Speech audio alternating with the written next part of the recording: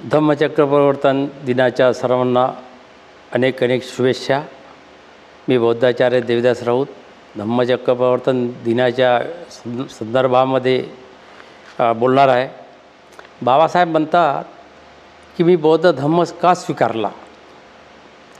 13 October 1935 साली नाशिकजवळ जे येवले नावाचं गाव आहे त्या ठिकाणी बाबासाहेबांनी घोषणा केली होती की मी हिंदू धर्मामध्ये जन्मलो हे माझ्या हातामध्ये नव्हतं, परंतु मी हिंदू धर्मात कधीही मरणार नाही हे माझ्या हातामध्ये आहे। मित्रांनो, अशी भीम प्रतिज्ञा बाबासाहेबांनी केली होती आणि ती प्रतिज्ञा 21 वर्षानंतर 14 ऑक्टोबर 1956 साली ती अंमलात आणली आणि ती प्रतिज्ञा पूर्ण केली। त्यावेळेस बाबासाहेबांना इतका आनंद झाला होता। बाबासाहेब म्हणत होते मला हर्षवायू झाला की काय, इतका त्यांना फार आनंद झाला होता। आणि 14 ऑक्टोबर 1956 साली जे दीक्षाभूमीवर दीक्षा दिली तो परिसर आज धम्मचक्र प्रवर्तन दिनाच्या दिवशी कसा गजबजून पुरं भारतातले लोक पुरे तिथे जमा होतात।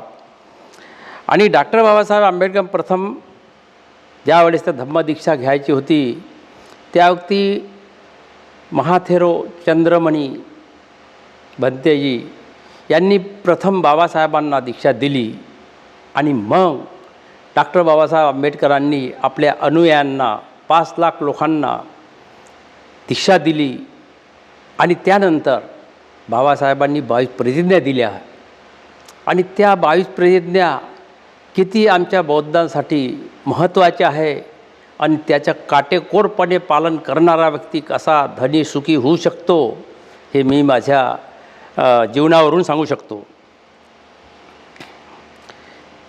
तर ह्या सोहळ्याचे ह्या 22 प्रतिज्ञा दिल्यानंतर हा जो सोहळा झाला, ह्या सोहळ्याचे आताही काही माझे मित्र दीक्षाभूमी वंदना संघामध्ये येतात आणि ते आपले विचार सांगतात। बाबासाहेबांना आम्ही स्वतः पाहिलं, आम्ही दीक्षा घेतली, हे सर्व असे काही लोक बोठावर मोजणारे राहिलेले आहे, बाकीचे तर गेले।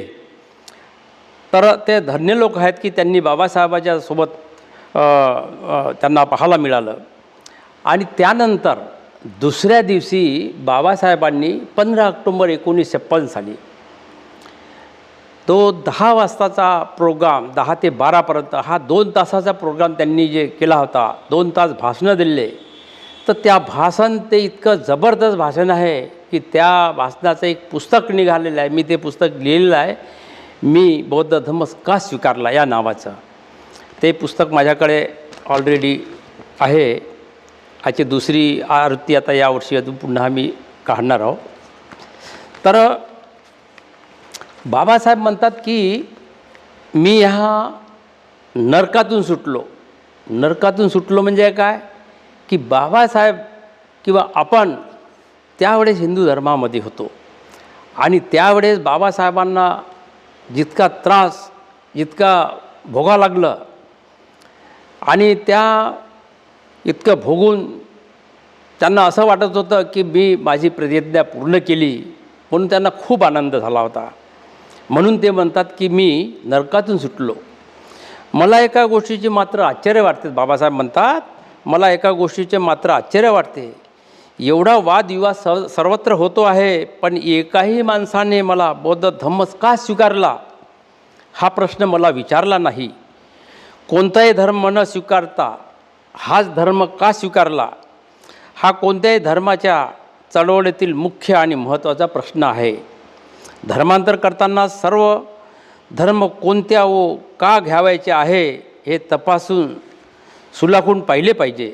आम्ही हिंदू धर्माची चळवळ 1935 साली चालू केली आणि येवले येथे आम्ही हा ठराव पास करून घेतला होता आणि मी हिंदू धर्मात जन्मलो पण मी हिंदू धर्मात मरणार नाही अशी प्रतिज्ञा मागेच मी केली होती आणि काल मी ती खरी करून दाखवली।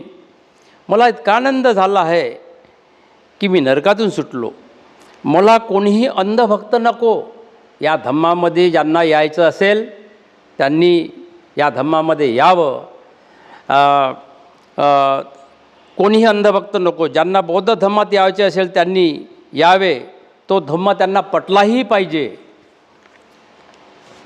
आणि लोक म्हणतात की मला नागपूरच का निवडलं.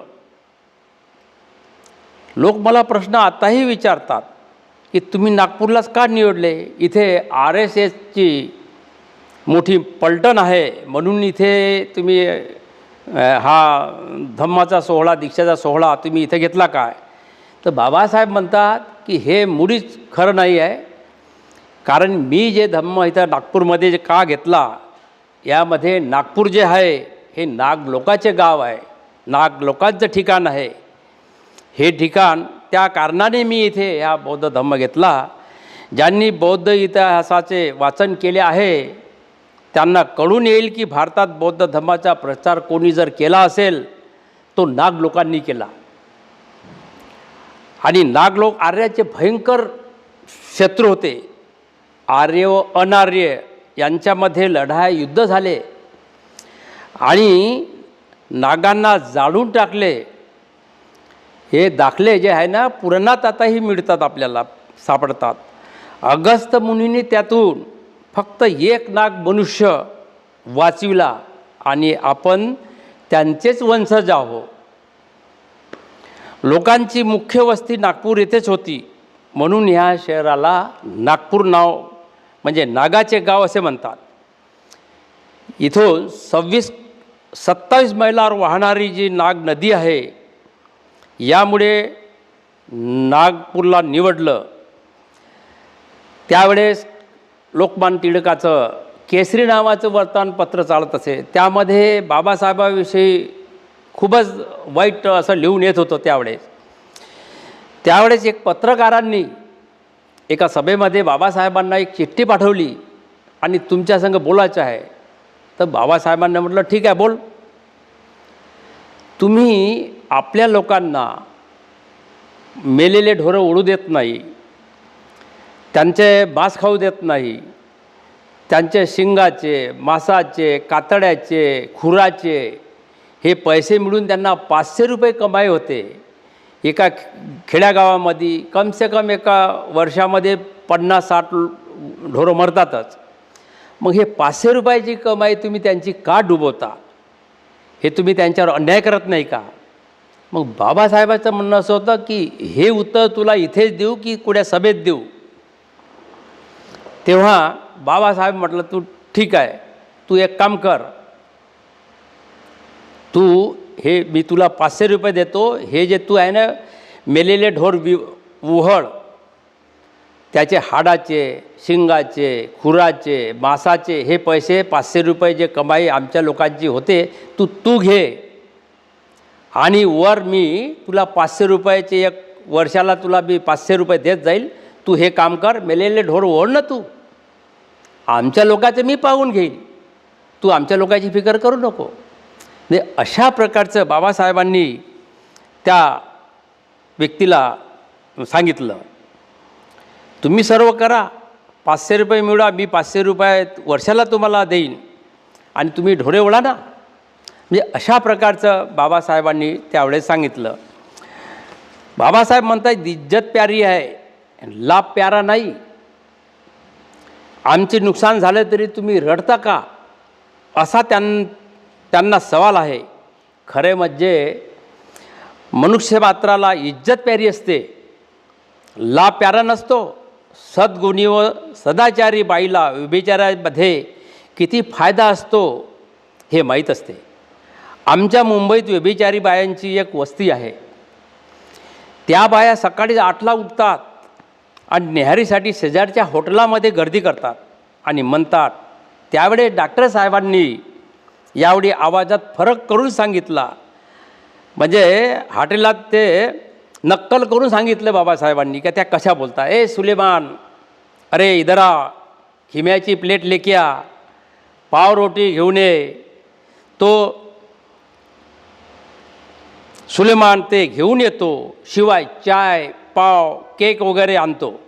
पण माझ्या दलित वर्गीय भगिनींना साधी चटणी भाकरी देखील मिळत नाही. मात्र त्या इज्जतीने राहतात, सदाचाराने राहतात. अशा प्रकारचं बाबासाहेबांनी त्या 15 ऑक्टोंबर 1956 साली दीक्षा दिल्यानंतरच्या दुसऱ्या दिवशी हे भाषण आहे. आणि हे दीक्षाभूमीचे खरे जे शिल्पकार आहे, मला वाटते वामनराव गोडबोलेजी आहे. कारण की वामनराव गोडबोले जे आहे त्यांनी जे जिद्दीने हे कार्य केलं आणि डॉक्टर बाबासाहेब यांना ही जागा कशी सोयीस्कर करून दिली, त्यांचं एक पुस्तक आहे. त्या पुस्तकाचं नाव आहे डॉक्टर बाबासाहेब आंबेडकरांचा धम्मा सोहळाचा ऐतिहासिक ऐतिहासिक ते ग्रंथ आहे. त्याच्यामध्ये ते पूर्ण डिटेलमध्ये त्यांनी दिलं आहे. ते त्यांनी बाबासाहेबांना कशा तऱ्हेनं पटून दिलं की हे दीक्षाभूमी जी आताची आहे त्याला माता कचेरी त्यावेळेस म्हणत होते. ही बाबासाहेबांनी सांगितल्यानंतर काही लोक त्या वामनराव गोडबोलेच्या विरुद्धही होते. त्यामध्ये सांगायला काही हरकत नाही की बॅरिस्टर खोब्रागळे हे काही माटे नावाचे काही व्यक्ती होते. अजून पुष्कळचे लोक असे त्या गोडबोलेच्या विरुद्धही होते.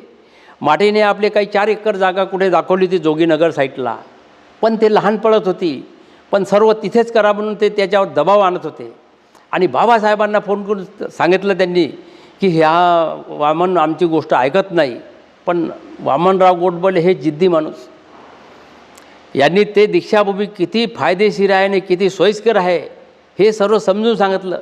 आखरीमध्ये त्यांनी त्यांच्या विरुद्ध लोकांनी सांगितले की अंबाझरी तलाव आहे, त्या तलावामध्ये पूर आला तर ते सर्व पाणी इकडे दीक्षाभूमीकडे येईल आणि इथे सर्व नुकसान होईल. आपले लोक बाहेर गावून येतात, त्यांच्या राहण्याची मोठा फजिता होईल. अखेरमध्ये त्यांनी मग आपले माणसं पाठवले दिल्लीवरून. आणि दिल्लीहून पाठवल्यानंतर सर्व व्यवस्था हे पाहिल्यानंतर बाबासाहेबांना सरळ त्यांनी सांगितलं की हे जे वामनराव गोडबोले, सदानंद फुलझेले, ते आवळेबाबू असे जे लोक आहे यांनी फार ह्या दीक्षाभूमीसाठी मेहनत केली. आणि सांगितलं की हे दीक्षाभूमीचे जे आता जागा आहे माता कचेरी हीच सोयीस्कर आहे. आणि तो सोहळा मग तिथे झाला. भाषण सुरू असताना बघा, ज्यावेळेस बाबासाहेबाचे ते भाषण चालू होतं त्यावेळेस महिला विभागामध्ये जशा महिला एका साईडला बसत होत्या, माणसाच्या एका साईडला, तर त्यावेळेस त्या तिथे खरे पाहता सापाचे नावाने तर माणूस धावपळ आणि त्रित उडाली असती याची कल्पनाही करता येत नाही. पण प्रत्यक्षात जेव्हा साप निघाला तेव्हा काही महिला घाबरून गेल्या. उठल्यावर गोंधळ मात्र झाला नाही. लोक इतक्या दाटीने बसले होते तरी साप मुकाट्याने निघून गेला. यावरून कल्पना करू शकता की दीक्षा किती स्तब्ध वातावरणात शांततेने पार पडली असेल. आपण बसण्याची अशी व्यवस्था केली होती की जर एखाद्याला लघुशंकाला जायचं असलं तर तो बराबर उठायचा आणि त्या प्रकारचे रस्ते पाडले होते. त्या रस्त्यानं तो चुपचाप जायचा आणि पुन्हा येऊन तिथे बसायचा. आणि ज्या रस्ते ठेवले होते त्याच रस्त्याने तो साप निघून गेला. इतक्या गर्दीमध्ये दाटीमध्ये लोक बसले होते आणि त्याच्यामध्ये साप निघणं आणि तोही चुपचाप निघून जाणं म्हणजे पहा. तर असा आणि ही बातमी जी आहे ना त्यावेळेस दुसऱ्या दिवशी सर्व वर्तमानपत्रामध्ये आली होती की त्या दीक्षाभूमी जिथं बाबासाहेबांनी दीक्षा दिली तिथे साप निघाला होता. परंतु त्यांनी काहीही केलं नाही.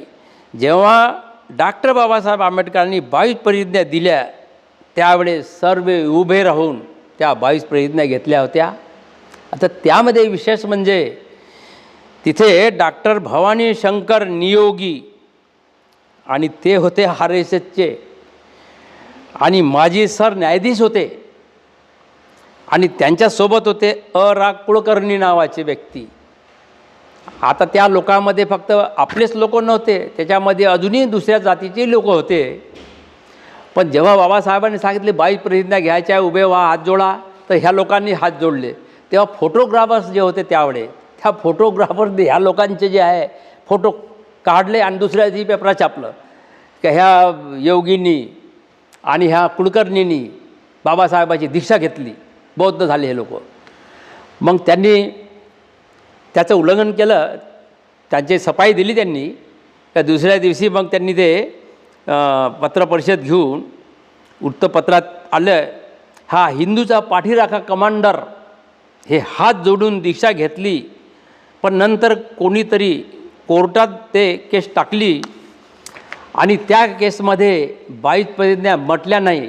ते म्हणत आहे की आम्ही 22 प्रतिज्ञा म्हटल्या नाही आणि आम्ही दीक्षाही घेतली नाही. असं आता ते हिंदूचे होते, ठीक आहे, त्यांनी हिंदूसारखं वागायला पाहिजे. बाबासाहेब म्हणतात तुम्ही आतापर्यंत देवताची पूजा करत होते, आपल्या लोकांना सांगतात, तर त्यांनी तुमचं काय भलं केलं? देवी देवताचे तुम्ही पूजा करत होते, त्यांनी काय भलं केलं तुमचं? इतक्या हजारो वर्षापासून तुम्ही दरिंद्रीत गुलामीत राहिले आणि ढोरा वासरांना तरी मान होता, पण तुम्हाला त्यांच्याहीपेक्षा नीच समजत होते.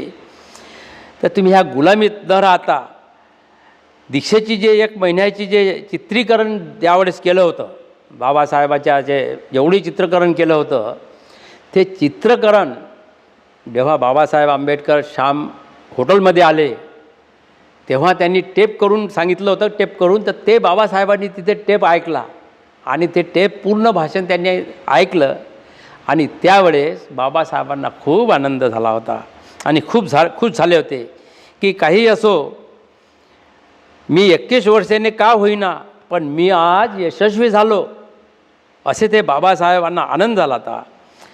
आज माझ्या जीवनातील अति महत्त्वाचा दिवस आहे.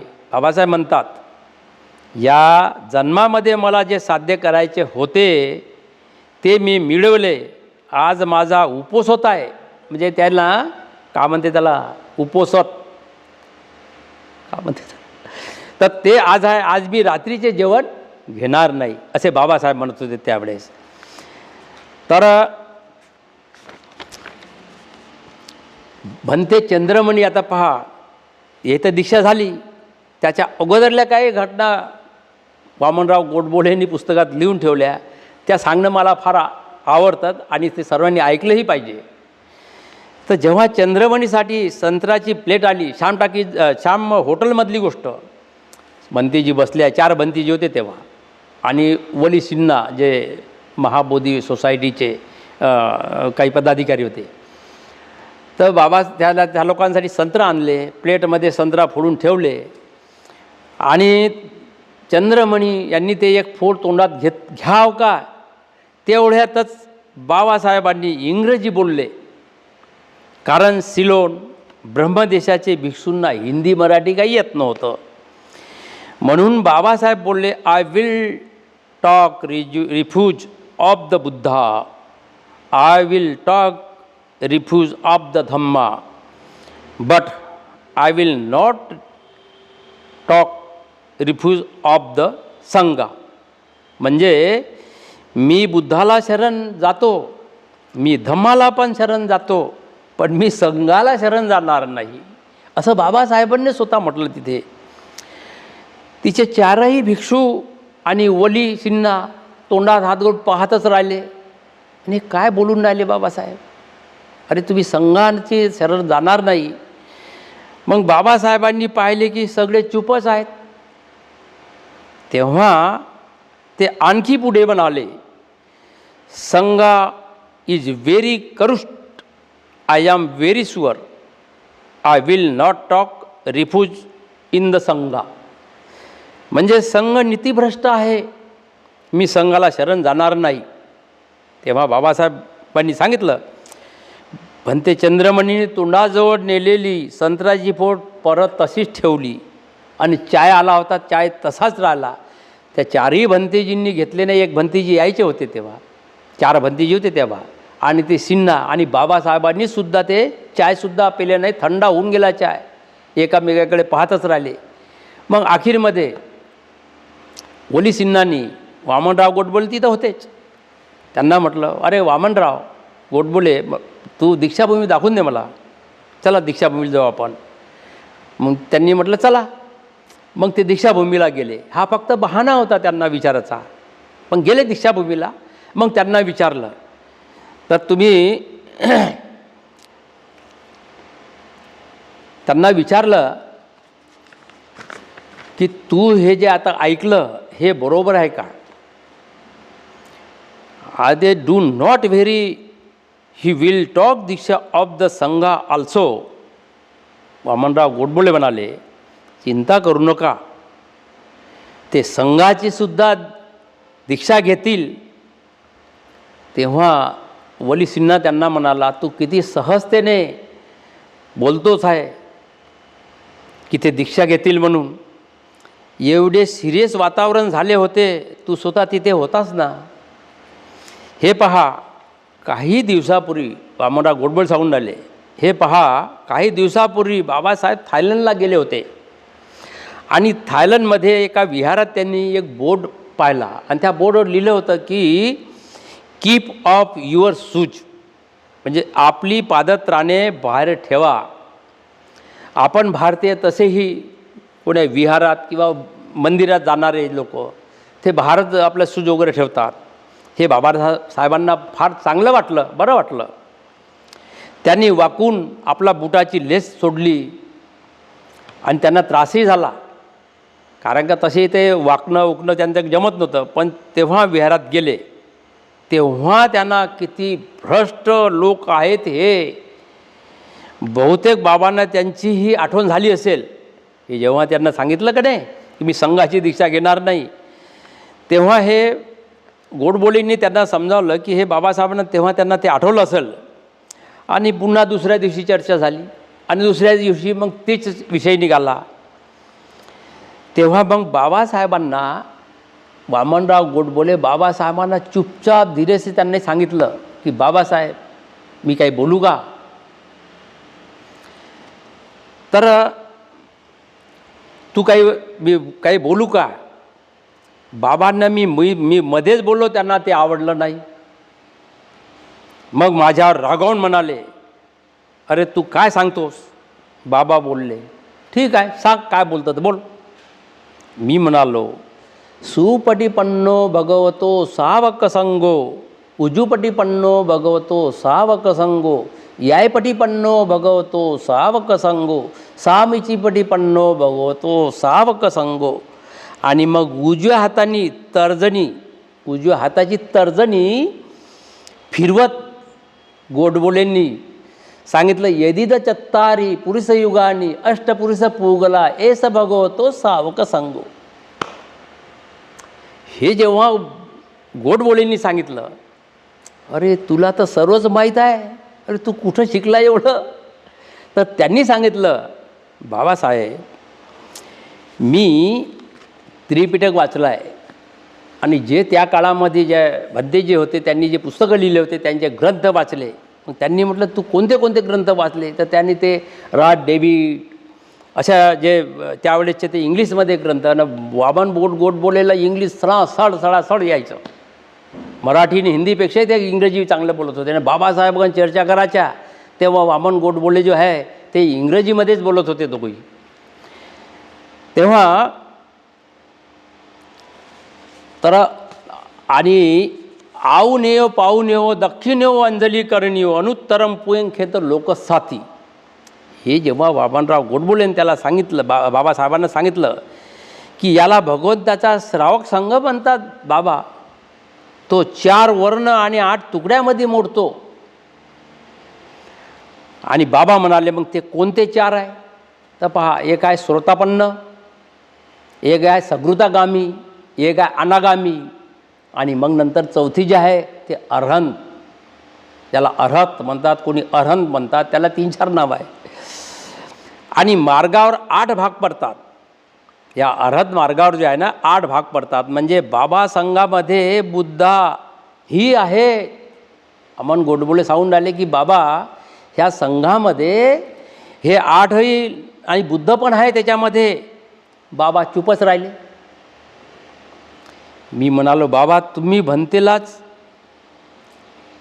व्यक्तिगत शरण जात नाही, तुम्ही ह्या चंद्रमणी भंतेजीला शरण जात नाही, तो संघाला तुम्ही शरण जाता. जो संघ निर्धारित केला आहे त्याचा अर्थ आहे अनुसरतो, मी अनुसरण करतो. ते भंतेजीने जे चिवर घेतलेलं आहे आगावर, त्या चिवराला तुम्ही शरण जाता. व्यक्तिगत चंद्रमणीला चरण जात नाही. म्हणजे अशा प्रकारचं त्यांनी ते पटवून दिलं बाबासाहेबांना. अरे हो, हे बरोबर आहे. बाबासाहेब म्हणाले, वामनराव हे बरोबर आहे, पण हे तुझ्या तोंडून मला ऐकायचं नव्हतं. मला असं बोट करून त्यांनी सांगितलं की हे भंतेजीकडून मला ऐकायचं होतं. पण ते अशा प्रकारचं मग हे सांगून त्यांनी हा वास टळला आणि बाबासाहेबांनी मग हे संघालाही शरण गेले. म्हणजे फार महत्त्वाची ती गोष्ट होती. आणि बाबासाहेबांना आपली चूकही लक्षात आली.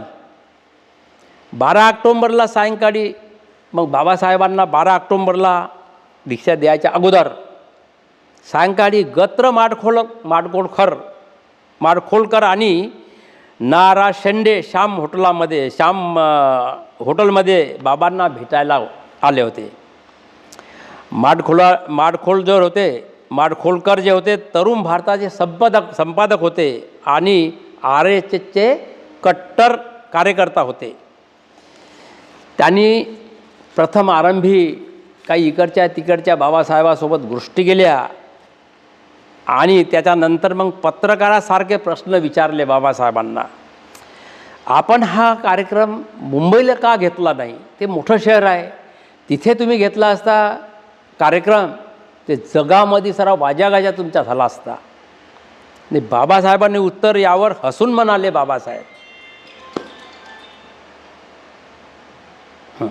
यावर बाबासाहेब हसून म्हणाले, माझ्या गाजावाजा होण्यासाठी मला मोठ्या शहराची गरज नाही. मी कुठेही उभं राहिलो आणि बोललो तरी सर्व जगाच्या कानावर माझी गोष्ट जातो. नागपूर एवढ्याचसाठी मी इथे आलो आहे की ते सर्वात जास्त माझे लोक राहतात. या भारतामध्ये सर्वात जास्त इथे माझे लोक राहतात. हिंदुस्थानात कुठेही इतके संघटित बहुसंख्य लोक नाही आणि म्हणून मी ह्या नागपूरला दीक्षा घेतली आणि दीक्षा दिली. अशा प्रकारचं हे झालं. तर हे 5 भिक्षू त्यावेळेस जे आले होते, एक भिक्षू जे यायचे होते, मग ते नंतर ते साचीवरून त्यांनी बोलावलं, असे 5 भिक्षू झाले. आता हे 5 भिक्षू जे होते हे कोणते यांचे थोडे आपण पाहू. महादेवराव चंद्रमणी मूलतः हे ब्रह्मदेशाचे होते आणि 37 हे श्रीलंकाचे होते. संगरत्न हे सुद्धा श्रीलंकाचेच होते. 35 साची येथून राहत होते ते साचीला. आणि प्रज्ञानंद हे भारतीय होते आणि हे कुठे राहत होते? सिल्लादार पार्क बुद्धविहार लखनौ येथे. 2006मध्ये आम्ही बुद्धगया वगैरे हे श्रावस्ती वगैरे बघायला गेलो होतो. मी स्वतः तिथे आमचे 15 लोकांची टीम तिथे ह्या भंतेजी प्रज्ञानंद भंतेजीच्या विहारात आम्ही रात्रभर मुक्काम केला. आणि भंती जेव्हा चर्चा केल्या होत्या ह्या धम्माच्या याच्यावर की तुम्ही किती नशीबवान आहात की तुम्ही बाबासाहेबांना दीक्षा दिली, तुम्ही त्यापैकी एक 5 आहात. आणि ते एकटेच वाचले होते त्यावेळेस. मी स्वतः ते त्यांच्या संग रात्रभर तिथं मुक्काम केला त्या विहारात. आता दुसरी गोष्ट, त्यावेळेस दीक्षा घ्यायच्या अगोदरली गोष्ट आहे, जायबाई चौधरीची कैफियत बघा. आधीच बाबासाहेबांनी जाहीर केलं होतं की ते सर्व शुभ्र वस्त्र धारण करूनच लोकांनी यावं. तर त्यामुळं काय झालं की नागपूर शहरामध्ये जेवढे पांढरे कपडे जे सापडले, ते साड्या, लुगडे, धोत्र जे काही सापडलं ते हे सर्व विकून गेले. एक पांढरं वस्त्र तिथं मिळत नव्हतं. आता ह्या जायबाई चौधरी ह्या 12 तारखेला जायबाई चौधरी 5-6 बाया सोबत घेऊन आल्या आणि वामनराव गोडबोलेला म्हणाल्या की नागपुरातील सर्व साड्या, लुगडे संपल्या, कुठेही स्टॉक राहिला नाही, आम्हाला तर दीक्षा घ्यायची आहे. तेव्हा तुम्ही असं कराय. मग वामनराव गोडबोलेने त्यांनी सांगितलं, बघा मी तर काही सांगू शकत नाही, पण तुम्ही डायरेक्ट बाबासाहेबांसंगच बोला, मी तुम्हाला घेऊन चालतो तिथे बाबासाहेबासोबत. तेव्हा बाबासाहेब श्याम हॉटेलमध्ये होते. तेव्हा मग यांची भेट तिथं हे घेऊन गेले त्या जायबाई चौधरीला. आणि मग त्यांनी सांगितलं की बाबा आम्हाला दीक्षा तर घ्यायची आहे, परंतु पांढरे कपडे मिळूनच नाही राहिले नागपूरमध्ये. आम्ही खूप प्रयत्न केला, एक काही दुकानात माल शिल्लक राहिला नाही आहे, आम्ही कसं करा बाबा? तर तुम्ही, बाबासाहेबांनी त्यांना सांगितलं की तुम्ही म्हणाले काही हरकत नाही, बाबासाहेबांना ते ऐकून घेतलं आणि म्हणाले काही हरकत नाही, तुम्ही तितक्या भाग्यवान नाही. बाबासाहेबांनी म्हटलं जाईबाईला, तुम्ही तितक्या भाग्यवान नाही, तुम्हालाही दीक्षा दिली जाईल, पण तुम्ही सर्व दीक्षार्थीच्या मागे बसा. म्हणजे लाल पिवळे हिरवे जे काही साड्या निसून आल्या, लुगडे निसून आल्या, तुम्ही मागे बसा, पण इकडे समोर पांढरे कपडे घातलेले लोक बसतील. तर अशा प्रकारची त्यांची हे इच्छा होती. आणि त्यावेळेस जे पांढरं वस्त्र त्यांना नाही मिळाले, त्यामुळे त्या फार नाराज झाल्या होत्या, पण त्यांनी दीक्षापात्र ते घेतली. आणि अशा प्रकारचा हा सोहळा झाला आहे. तर आपण सर्वांनी मला फार शांतपणे ऐकून घेतले.